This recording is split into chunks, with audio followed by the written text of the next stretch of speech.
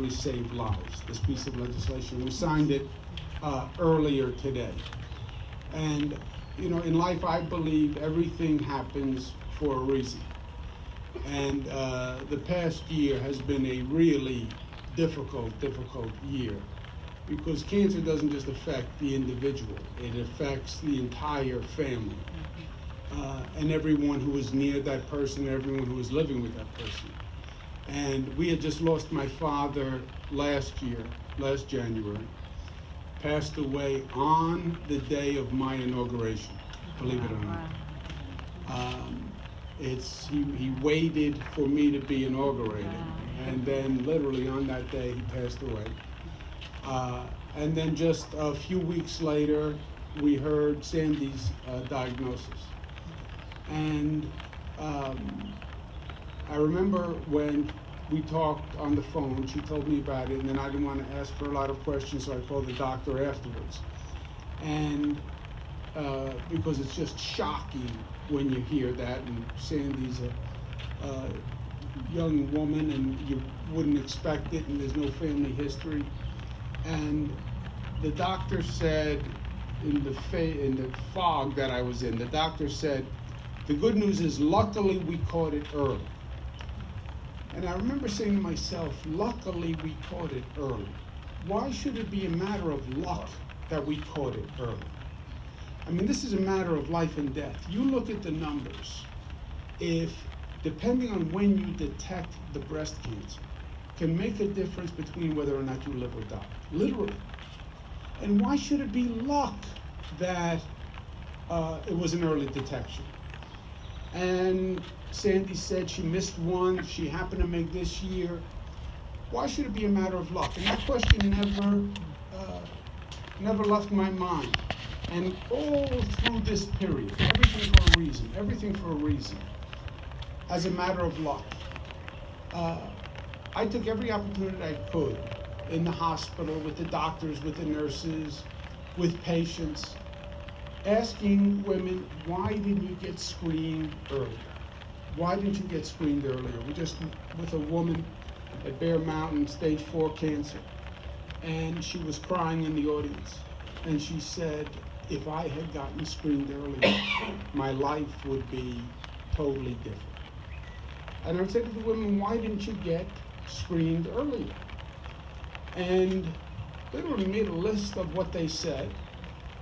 And this legislation then answers all those questions. The first question was, well, I didn't go because it's too expensive. Don't you have insurance? Well, I have insurance, but I have a copay, I have a deductible, and it's too expensive. This legislation, for the first time in history, only state in the nation, makes the insurance companies pay the full cost of the screening.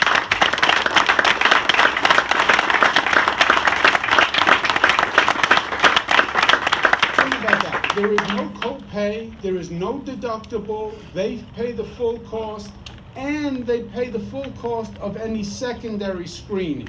If you have to go for a second test or a follow-up or whatever, they pay for the full cost of screening. The second reason was no time. I have the kids, I'm working, and there's just no time.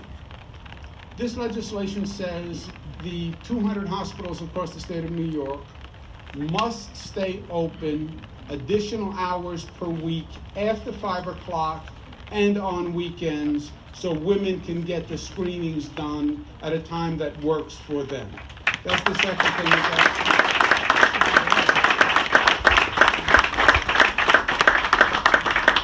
And the third reason was people said, well, it's too complicated. I don't know where to start. We set up a website. We set up a system of what we call navigators. There's a phone number you can call. You actually get a person, and the person will walk you through the system, the insurance, what hospitals are in your area, what time they're open, and can actually help you set up the appointment for the screening. So we say there are no excuses. Couldn't afford it, the insurance company is going to pay. Couldn't find the time, we'll change the hours, they'll be available when you're available. Well, it was too complicated. There's a website, there's a person who will talk you through the whole system. There is no excuse. it shouldn't be a matter of luck. You just have to do it. You just have to do it. And that's what this motorcycle ride is all about. Bringing attention to it in a somewhat novel way, but trying to say to people, you have to do this. And think about it differently. Because we took care of the first three. But government can only do so much. It's still up to the individual to take that step, get past the fear, get past the denial, get past whatever block is keeping you from not scheduling that screening, and go. Literally, we will save lives with this law.